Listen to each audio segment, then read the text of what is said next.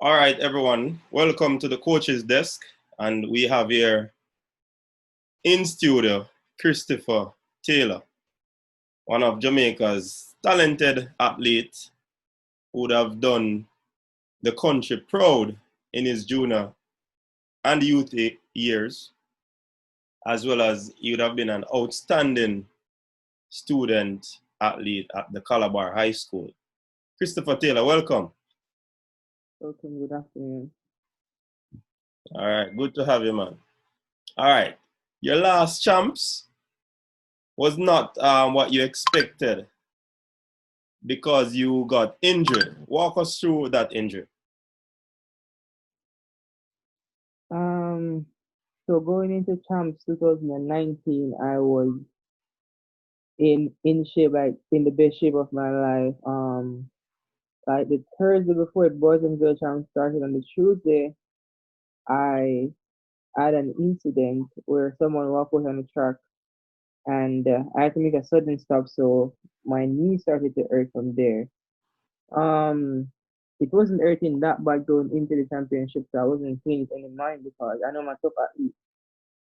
Um, on Tuesday, the first day at Boys and Girls Camp, I went out there in the heat, feeling no pain, nothing. Kind of went out there in the qualifying run for the 200 meter. I felt, I heard that I didn't feel in a hear a sound. Mm-hmm. Closed my eyes, opened back, then I see that I was still able to run. I finished the race, and then went around, and then after that, like everything just started to turn upside down after that. And then the championship was a mess after that. So I guess with you as the main protagonist on that Calabar team, would have allowed the other athletes to be downhearted by what they would presume that you would have been injured at that time. Yeah. And once I fall, all of them would have fall because I'm like their backbone. When they're not sure about anything, I'm always sure and they're always depending on me. So once I fall, everyone was going to start falling. So I had to be tough enough to say, yo, if I fall, that doesn't mean that we all are going to fail. I had Yeah. to keep on motivating them. But it wasn't working at this point because they knew that I was injured. Come the Thursday when I lose the semifinal for the 200 meter, like everything was turned upside down in the camp. No one was focused. Everyone was aggressive, and everything was turned upside down from that. All right. I want you to answer this question because many out there would want to know the answer to this question. Um, they say that the Calabar coaching staff overworked their athletes. And knowing that you were injured, did they actually allowed you to run knowing that you were injured? Or it was your call? Talk us through that. I They didn't allow me to run. They pulled me from Tuesday, but I decided that look, I'm a fighter. I've been injured before, and I've been competing before. I have to love my own way and say, yo, I can do this no matter what the consequences. I can do this. Come the Thursday when I see that, yo, I'm not gonna make it to the championship. I I pulled my coach aside and he said, I don't want to hear what you have to say. You're done for the championship. And I'm like, I'm not done. I need to come second in the 400. I need to come second in the 400 and say, oh, are you going to do that? You're not able to run. I'm saying, I will find a way to run. Just like that. They didn't push you. They're gonna pull you once you got a serious injury like that, especially a person like me, they're gonna pull me same Okay. time. Okay, so that dispelled the notion of persons thinking that you were forced to run in that situation. All right. Now, fast forward to a year after that, you moved to Florida for training. Yeah. What propelled that move and what it is like training in Florida? Well, the move came by with after champs and a big disagreement went down with me and the coach and I was like, oh. I'm out of air. Like I didn't itch, I just left same time. Like I had to make a decision. I knew that I would have made a decision sometime in that year, Mm-hmm. but I didn't expect it to be that soon. So I just made decision right away and left come to Florida. Where Coach Reina, he wasn't Coach Reina was in Florida at the time. His assistant was here, and and they let me and visit doctors and stuff like that, and they did work on me. Say most of the doctors say that they have never seen this injury before because where the injury was, a type of injury, they said they'd never seen it before. They don't know how they're gonna work on it and stuff like that. But I had hope in the physio Mm-hmm. because like the way how he explains stuff to me and break down stuff, like I don't know that he's one to be trust and he's one to be work with the have patience and I just have patience who went to Germany, doctor training, started coming back to training, good. Then I finally um got to compete once, like 2 weeks before I left Germany, I got to compete once and it was very impressive. So I took that as a motivation for me into this 2020 season. And from I started training in November, it's been an amazing feeling, and like I've been seeing good results already. So it's a good move. Awesome, awesome. So, in other words, you're ready to take on the big men now that you have transferred to the senior ranks. Yeah, I know it's not gonna be that easy, and I also know that some people think it's gonna be easy for me because I've been competing against the seniors as a junior, and I was doing good. But I learned that the senior level is a different level of training and competition. Mm-hmm. So I was hoping that this year would have came along. I would have get to experience it and then work towards 2021 for a better outcome. But I'm ready. I have more to learn in the senior world because I haven't started Mm-hmm. competing as yet. So I know I have a way more to learn, but I'm just putting my trust in God and working hard. All right, you actually jumped to one of the questions that I had to ask in terms of your this year. How was it? How important was it for you to actually compete this year to get rid of the cobwebs? You know, coming after injury first time or year in the senior ranks. How important was it?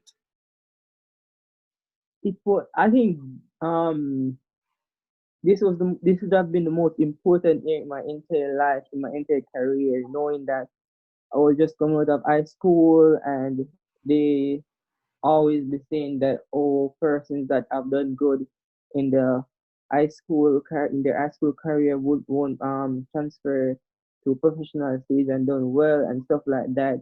Then I got injured and then I know um my talent isn't just a normal talent that once I work hard, I'll be able to do good, right? So this year would have been very important for me to come and prove a lot of persons wrong. I have a lot of persons make bad comments, say bad stuff, bad posts and stuff like that. But I don't see it as a motivation to do good.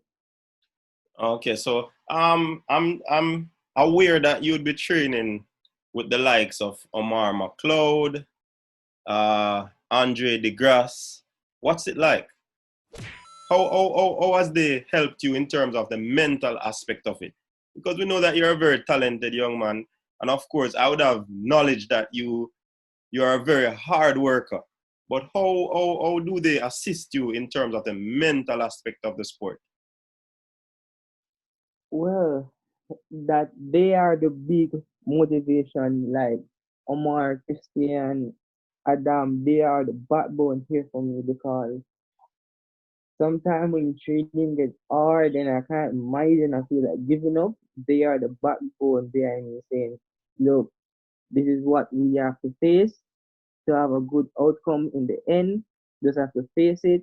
And they're just always keep on motivating me. Even when I'm down, I don't have the strength. Like when they are around in training, you're gonna find the strength to get up and go and put it there no matter what. All right. You would have run at the senior trials before because you're a former 400-meter champion at the senior level, right? Yeah. So you'd have had experience in that. But I'm sure that you would have been looking forward to running at this year's senior trials because it would have been a year where it is an Olympic year. So your aim would have been to make the Olympic team. Now with this pandemic, it has crashed some of the Diamond League meets, some of the circuit meets. How has that affected you? Well, it have affect me in a good and in a bad way, Expand knowing on that. that knowing that 2020 Olympic I was, well, 2016 Olympic I didn't make the team by placing seventh at the senior trials. So I was hoping to come in 2020 to redeem myself by making the team for individual spot, either the 400 or the 200, and I was training well for that. But I mean, it is what it is, and maybe it's for a good cause. Maybe more time to prepare my body and my mental state better for next season, to do a better job. Okay, good. All right. Walk us through your expectation for 2021 season because we all know that the Olympic has been postponed or pushed back to next year. Walk us through expectation. What are the goals that you have for that event coming up? Well, my expectations for 2020 season, first is to stay injury free, or if I do get injured, God forbid, is not nothing serious or nothing to be out of the entire season.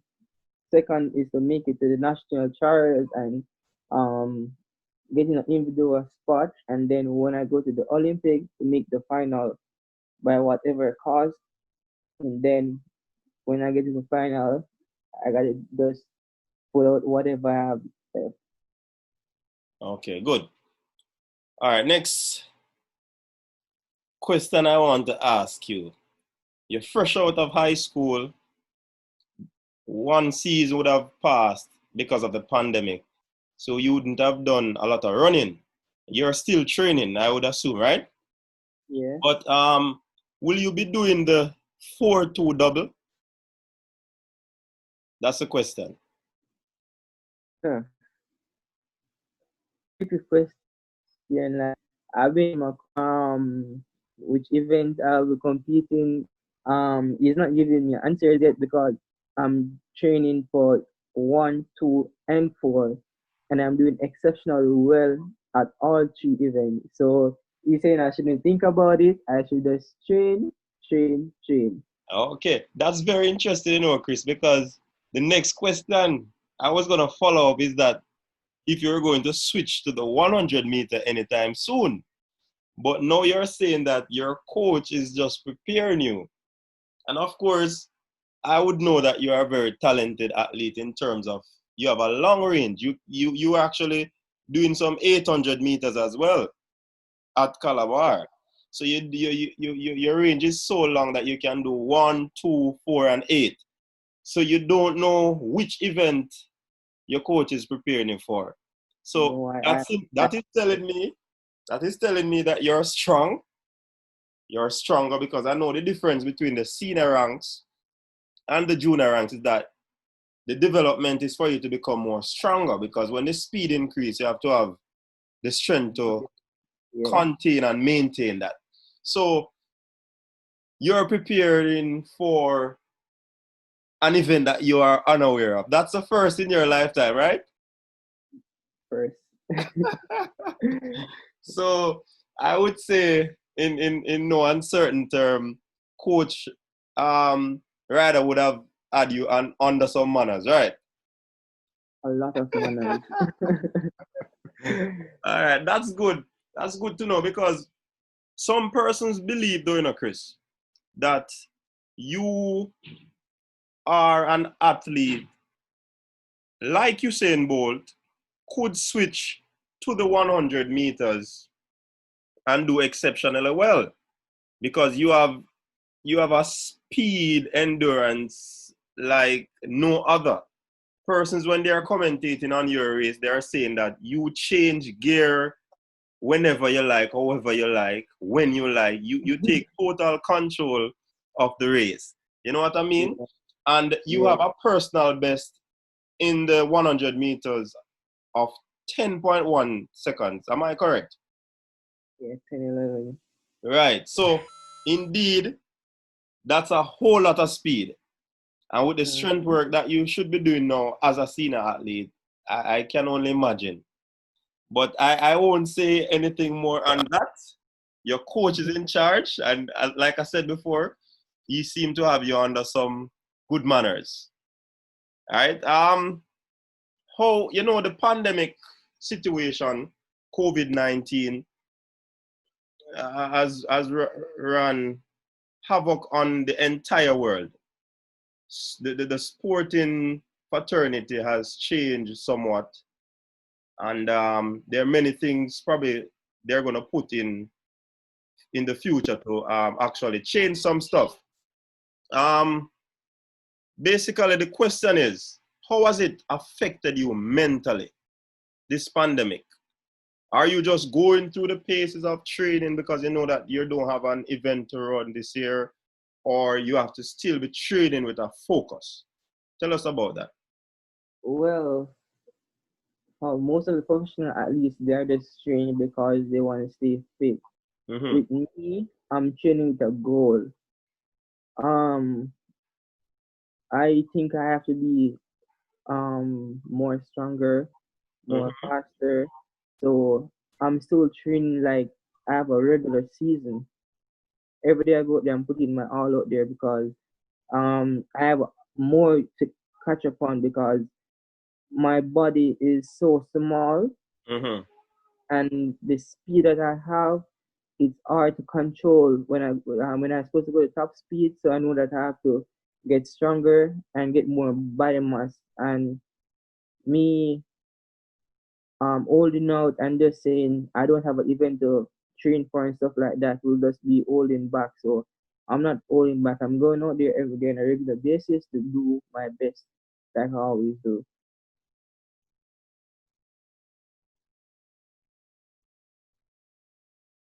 All right, good. So you train with a goal in mind. All right. What do you say, Chris, to your legions of fans out there?